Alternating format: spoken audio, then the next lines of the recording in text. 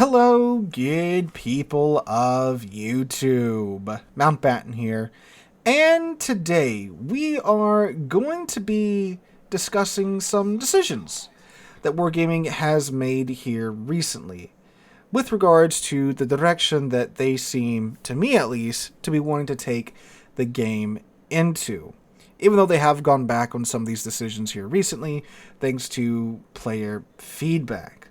So, for some background context, I have been here since, I believe, late 2016, early 2017. I have the 2-year anniversary flag available to be slapped onto my ship, so I've been here for, since the second year of the game, at least from my knowledge. So I've seen the game from pretty early on in its life cycle until now, along with all the changes and all the bumps and bruises along the way. I've seen a lot of Wargaming's many a fiasco, shall we say, and I'll leave it at that.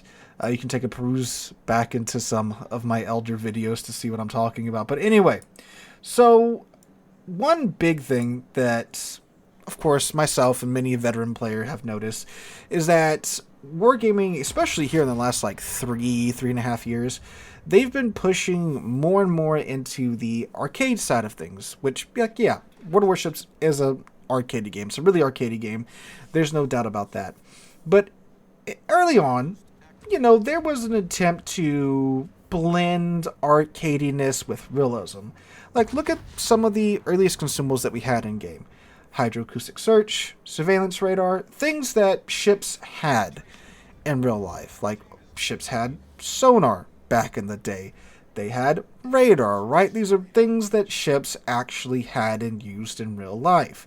Now, of course, we still had things like, DFAA, right? That magically the AA guns shoot better, right? And then, of course, engine boost as well. But, Rodney, right? That happened. So it's okay, Wargaming, alright. But time went on and we got things like main battery reload booster.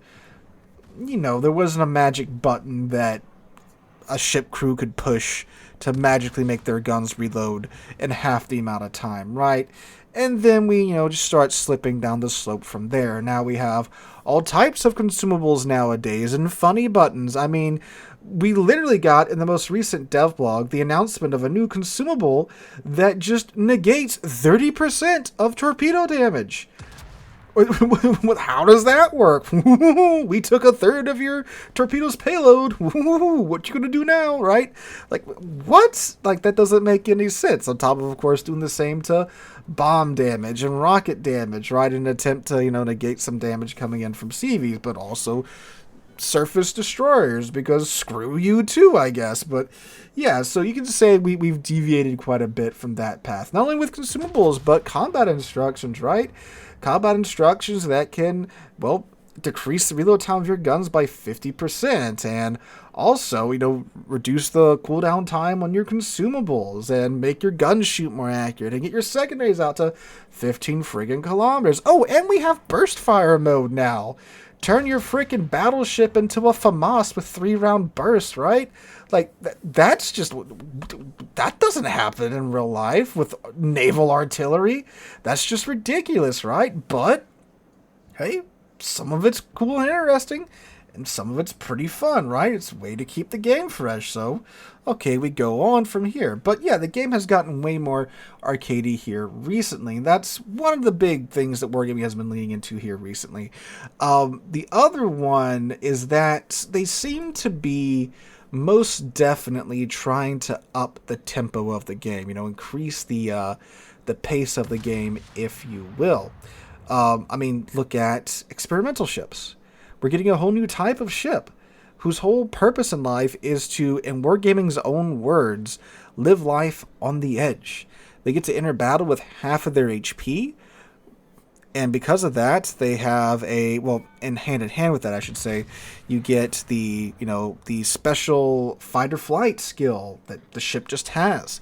that gives you, a faster reload on top of the normal adrenaline rush, on top of, improvements to the dispersion of the main battery guns. In fact, you should be watching some Oregon gameplay for the background footage here that I caught on the public test server when you could check out these new ships, right? So you get improved characteristics for, having half of your HP, and one of those is a vastly shorter reload time. And the whole thing about these ships is that, they're supposed to be able to get into the action faster, have a faster reload time, and be a much more active ship to play rather than your standard tech line or premium ship. Again, upping the tempo of gameplay and getting, you in match faster. And then, in the most recent dev blog, they announced a mode where they're trying out respawns. That's interesting. To my knowledge, not many a wargaming product has that besides, like, World of Warplanes. World of Warships and World of Tanks, their two most successful products. It's always been, hey, you got one life and that's it. Although I do think in World of Tanks they might have tried out a respawn mode. I would imagine somewhere in World of Tanks, like, 10, 11 year lifespan, that probably would have been tried, but someone please correct me down below if I am incorrect. So now, you don't have to worry about only having one life. You get to go in there full tilt, get into the action, and if you get sunk, oh well, who cares? You can hop right back into a new ship and go for it all over again.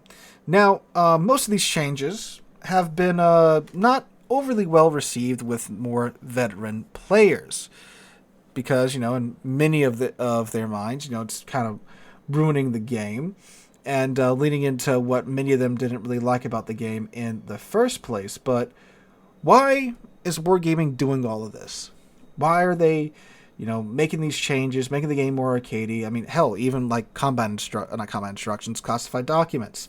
Enough of an uproar was raised about those that they were thankfully shelved for the time being. But why was Wargaming even trying to do that in the first place? And well, in my opinion, with my 2 cents, they're trying to, adapt to modern times. This is a game that is just celebrated its 9th anniversary. This is a 9-year-old game. That's a long time for a free-to-play game to keep its doors open. Again, keep in mind, there is no purchase necessary to enter into this game. You can grind all the techline ships you want. You can get quite a few premium ships without paying a single penny to Wargaming. And they've managed to keep the doors open, delivering new content on a regular basis for 9 years. Every 5 weeks for the past, it used to actually be 4 weeks back in the day.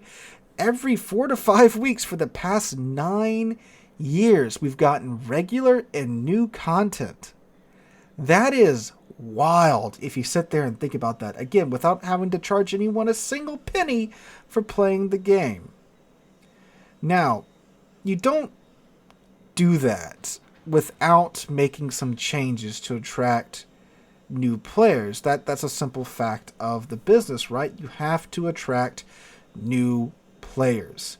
And World of Warships, even in its current state, in the most hectic and hellish situation you can think of, that is a slow match compared to most of the most popular games today. Go take a look at what the younger generation is playing right now. All the hero shooters, Marvel Rivals. I don't know if they're still playing Overwatch 2, but like Fortnite and stuff. My God, look, I'm a high school teacher. I have a class of freshmen, and that's the only thing keeping me in tune with today's younger generation, right? And I go watch some of these games that they're talking about. I'm like, holy hell, like, man, my mind doesn't work this fast anymore. I thought Modern Warfare 2 was pretty, the original Modern Warfare 2, 2008, 2009 Modern Warfare 2, whenever that game came out. I thought that was pretty fast-paced back in the day, but it ain't nothing compared to what the younger generation is on nowadays. I mean, like, there's a reason things like TikTok are so popular, because the younger generation of today's gamers don't have that attention span anymore. So games like World of Warships, they gotta do something to attract newer players. They gotta do something to keep up with the times. And again, even with what they've been doing, still a very slow-paced game, right? And a lot of this too is the fact that World of Warships does, of course, skew to an older audience, right? So while we aren't, thankfully, to the level of, TikTok brain rot, them children haven't found the game yet. You are having to adapt to still a younger generation that doesn't really have, the attention span, or they enjoy, quicker matches, quicker turnarounds, let's get right back into the battle. I mean, they added in the continue on button, what, like 3 years ago, 2 years ago, where you can just go into the next battle. You don't have to wait for your ship to come out of battle before you can go right in. More of that instant gratification. That's just, a fact of the times that we live in. So the game is having to evolve to simply survive. And, well, sure, I'm not saying I agree with everything that Wargaming does. I mean, you regular viewers of the channel know I don't. But, like, I'd rather the game be here than it not be here. Because what's the alternative? I mean, I know keyboard, y'all are smacking the keyboards already, right? Lesta. Well, that's not a viable alternative just yet, considering you can't really, like, fully dive into that game at the moment because of the sanctions and stuff. Like, I'm pretty sure you can't buy anything in that game unless you have a Russian credit card, which you can't get right now if you're outside of Russia or Belarus, right? So, well, yeah, sure, in the future, if those sanctions get dropped, Lesta might be a viable alternative, which at that point, hey, that's competition for Wargaming, so they really got to kind of step it up at that point, so I welcome that day. But at the moment, it's like, what, you want to go play War Thunder Naval? Have you played War Thunder Naval? It ain't it, Chief. It most certainly is not. So, yeah, I'd rather the game be here, and rather it adapt, bring a new audience into the game. And yes, they do exist. There are new players. I see them show up in my comments all the time. Despite what you might read elsewhere, there are new players coming to the game. Is it a lot of new players? No, probably not, but there are out there. I'd rather we have a game and a server to where we can play with real players. I mean, even on North American server, I can go hop into a match at like 2 o'clock in the morning and at most have like a 2-minute queue time, which is pretty nuts if you think about it.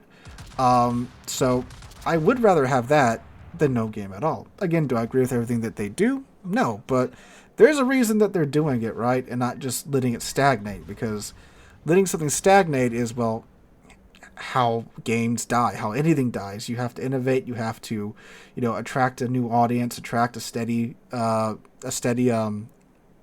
income for, not only in terms of players, but in terms of money as well. So there's a reason that they're doing it. I mean, it's worked in the past, right? 9 years, just celebrated the 9-year anniversary, the 9th anniversary of the game. That's crazy, right? The game will be a decade old next year. I mean, people that started playing this game in like high school, they've gone to college, they've gotten married, they've had kids. Their kids are probably more than a few years old at this point. That's how old this game is. You don't get to that age without having to change and adapt to the times and such. So that's my 2 cents. That's what I wanted to ramble on today and kind of add on to yesterday's video. But let me know what you guys think in the comments down below. Do you agree? Do you disagree? Just let me know what you guys think in the comments down below. Let's have a discussion. So let me guys know your thoughts down there. And now I will finally end the video after saying that for like 3 times in a row, for my brain is tired. Hope you guys have a great day. Hope you guys have a great rest of your week as well. I hope to catch you guys in the next one.